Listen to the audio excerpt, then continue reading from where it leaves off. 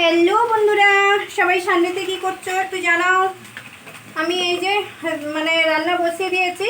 আজকে সানডের একদম simple menu গো আমাদের, কারণ আজকে আমাদেরও কাজ হচ্ছে বলে সেই জন্য সিম্পল মেনু কোনো রকমে করে নিচ্ছি ফটাফট করে। করবো হচ্ছে বরবটি আলু, এই দেখো ভাজা হয়ে গেছে, একটু পেঁয়াজ দিয়েছি, টমেটো দিয়েছি, বরবটি আলুটা একটু ভাপিয়ে নিয়েছিলাম আগে। এই যে হলদি পাউডার দিয়ে দিলাম। একদম সিম্পল মেনু আজকে আমাদের। আর এই দেখো পাঁপড় ভেজেছি। আর এই যে বিউলির ডাল করব, বিউলির ডালের সঙ্গে পোস্ত ভালো লাগবে, সেই জন্য বিউলির ডালটা সিটি মেরে রেখে দিয়েছি, সাঁতলাবো। আর এখানে একটু আলু সিদ্ধ করেছি, বিউলির ডালের সঙ্গে দারুণ লাগবে, লঙ্কা তেল করে মাখবো পেঁয়াজ কুচিয়ে। আর এই যে এটা পুরো আজকে মির্চি পাউডারে করছি, আর কাঁচা মির্চি আজকে দেবো না, কারণ বাটাও নেই, তারা হুড়ো করছে তো সেই জন্য লবণ দিয়ে দিই। আর এই দেখো পোস্তটা আজকে মিষ্টি লাগবে বলে এই যে কালকে পোস্তটা বেটে রেখে দিয়েছিলাম, পোস্ত বাটা হয়ে গেছে। খালি ভাত এটা হয়ে গেলে ডালটা সাঁতলাবো, ভাত হবে, ভাতে একটু করলা সেদ্ধ দিয়ে দেবো, হয়ে যাবে একবারে। লবণ দিয়ে দিলাম। তোমাদের তো সানডের মেনু আজকে জম্পেস মেনু সবাইয়ের বাড়ি। কাদের বাড়ি কি হচ্ছে একটু জানিও, যদি পারি তো চলে যাবো দুপুরবেলা তোমাদের বাড়িতেই সব, কারণ আমাদের তো এই মেনু দেখিয়ে দিলাম। আর যদি সম্ভব হয় তো একটা করে ডিম ভেজে নেব খাওয়ার সময়, কারণ ডিম ভাজা দেখবে গরম গরম না ভাজলে ভালো লাগে না, খাওয়ার সময় একটা করে ডিম ভেজে নেব।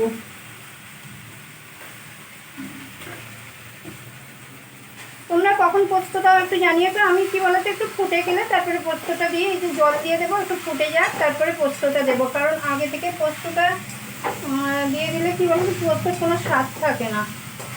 পোস্ত দেবো আর একটু কাঁচা সর্ষের তেল দেবো, আমি পোস্তে একটু কাঁচা সর্ষের তেল দিই।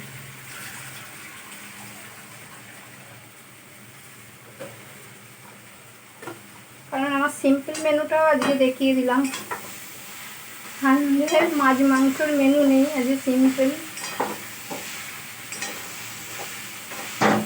একটা কষানো হয়ে গেছে, এবার একটু জল দিয়ে দিই, অল্প করেই দেবো, কারণ অন্য কাজ করছিলাম বলে সবজিটা ভালো করে ভাজা হয়ে গেছে, এক্ষুনি সেদ্ধ হয়ে যাবে। যাতে অল্প করেই দিয়ে দিলাম জলটা, একটু চাপা দিয়ে দেবো।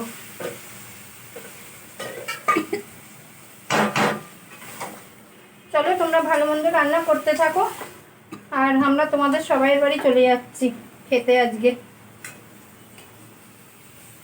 একটু কমেন্ট বক্সে আমাদের নিমন্ত্রণ জানিয়ে দিও, আমরা সবাই যাব।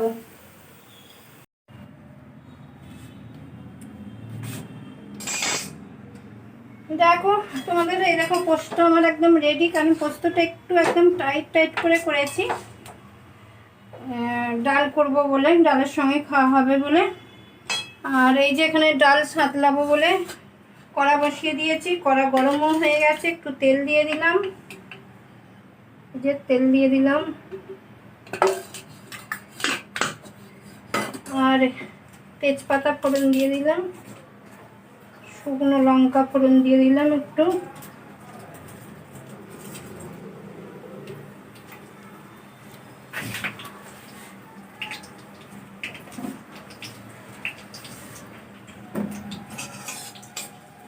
আর এই যে একটু মৌরি ফোড়ন দেবো, আমি একটু মৌরি ফোড়ন দিই, তোমরা কি দাও জানি না।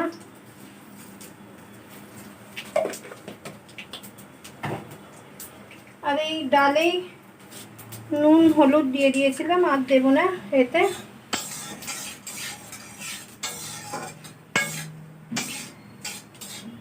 দেখো ফোড়নটা হয়ে গেছে, একটু হিং দিয়ে দিলাম, কারণ কড়াইয়ের ডাল হচ্ছে হিং মাস্ট একদম।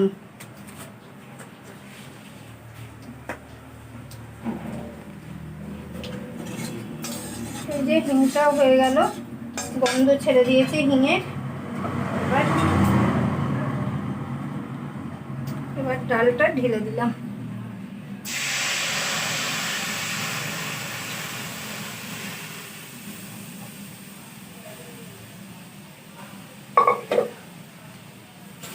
দেখো এটা হলুদ নুন দেওয়াই আছে, আর দেবো না।